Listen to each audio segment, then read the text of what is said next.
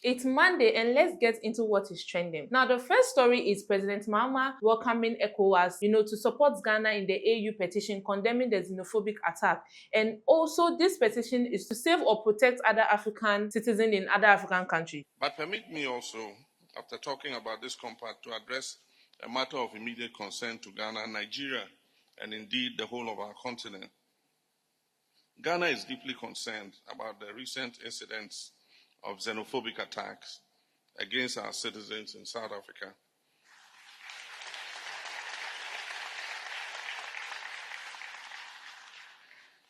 During which some Africans, including Ghanaians and Nigerian citizens, have lost their lives, while many other African nationals have experienced fear, intimidation, and uncertainty. Ghana welcomes the decision of the Authority of Heads of State of ECOWAS to fully endorse and support Ghana's petition at the African Union for the matter to be addressed at the next AU Mid-Year Summit.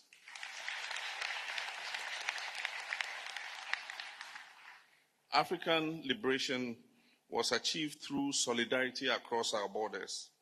We must never permit that proud legacy to be weakened by intolerance by a small group of people.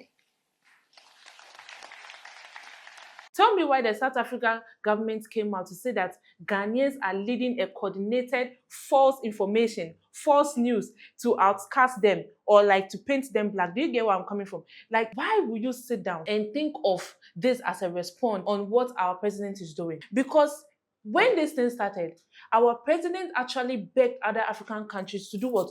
To sympathize with you guys. And we should give you guys ideas that will increase your employment rate and to remove the false narrative that immigrants are the one making your citizens lose the job. How can a president do this? And even when he did that, you guys didn't even sympathize.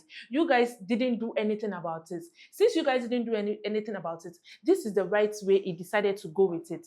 And you guys think that he's doing it to condemn your country. Make it make sense. Tell me how in Ghana here, have you ever heard Ghanaians doing protests of, say, immigrants to leave their country and a citizen is dead before? Have you ever heard it before? It has never happened because we do things the right way. Even if your citizens are fooling the government, there is a way you should go about it. Not support your citizen in doing what. We are not saying that what your citizens are protesting for is wrong. They have every right to protest that there's no work in their country. But the way they went about with it was wrong.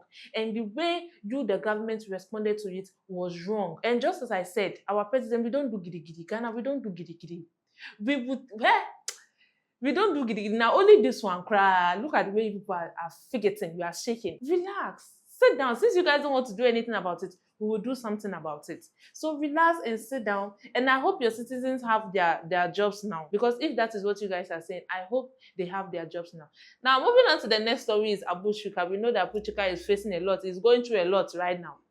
He is going through a lot right now. Now, the update about this news is that the US authority are giving the lawyers that are representing Abuchika some evidence, some hidden evidence, so that they will know what they are going to face on September 8th. What does this mean? I don't know what it means, but it's also given that Abuchika might be out of this problem. If his lawyers know what he's being charged for, they will be up for the fight. You understand? And if you are up for the fight, it means that it's 50-50. It means that you can win or you can lose. So let's wait and see what the final judgment is. Moving on to our final trending story. Charlie, all the clock it Chairman Wontumi was doing, all these clock it, Charlie is 20 years in prison. 20 good years. And paying a huge sum of money to the court. Let me take you guys through the story. Chairman Wontumi purchased a land and started a mining operation unauthorized. So in Ghana here, for you to start a mining operation, you need to go to the right place for you to be authorized. Then you start the operation. Now, he went to purchase a land. Without authorization, he started the mining. That is why he is being accused of illegal mining. So when he was taken to court, Chairman Wontumi said he was not guilty, that when he purchased the land for coconut plantation and other, food activities, but not mining. Now, looking at the evidence produced in court, Chairman Wontumi was found guilty of what? Illegal mining. And Chale, the final judgment is that Chairman Wontumi will be in jail for 20 good years. And he will also pay 10,000 Ghana cedi for penalty unit. 10,000 Ghana cedi is not small money. Apart from the 20 years in prison. Imagine those combined. If Chairman Wontumi is not able to pay the 10,000 Ghana cedi, he will spend additional 3 years in prison, which makes it what?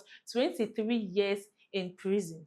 Charlie. One of my lecturer will tell you that you think the law in Ghana is not working until the law what grabs you. And when it grabs you, that's when you know that you're in a hot soup. So basically, Chairman Wontumi will be spending 20 years, yes, 20 years in prison. If he's not able to pay the rest of the money, 23 years in prison. So anything you do, make sure it is what? Authorized. Follow me for more update stories. And don't forget, we are also on YouTube where we share many trending stories on our page. Thank you for sticking with me. Follow me for more updates. Bye.